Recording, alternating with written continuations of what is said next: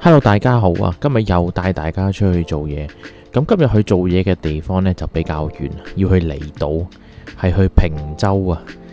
咁我哋依家嚟到呢個中環嘅6號碼頭，就準備坐船啦。每次一嚟坐船呢，就好想睇下出邊呢個碼頭位有啲乜嘢小食食。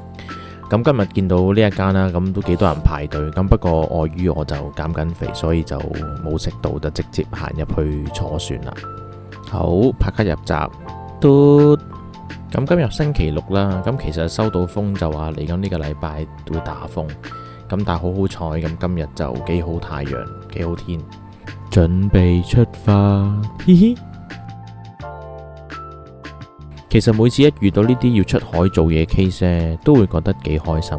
雖然好遠啊，但係因為平時可能喺市區做嘢慣咗呢，咁一遇到呢啲要出海做嘢就會坐船，咁就有海景望。其實成個過程都好放鬆，咁成個人都會冇咁大壓力。咁依家就慢慢坐過去啦。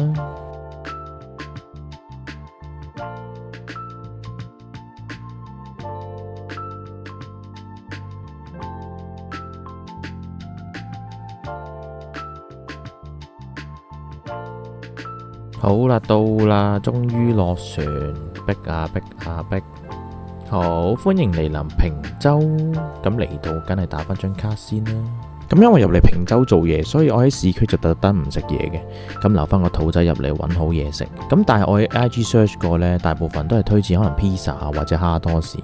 咁因為我減緊肥啦，咁西餐又唔係咁中意食，咁蝦多士有油炸嘅，又好似唔係好健康，所以我最後揀咗黑椒雞扒炒通心粉。咁雞扒蛋白質啦，通心粉係碳水，洋葱又有膳食纖維，有啲蛋啊同油就有脂肪，熱量冇寫啊，真係冇熱量。好啦，食完啦，咁係真係幾好食嘅，幾有鑊氣，同埋應該係老闆娘對人都幾好，10分。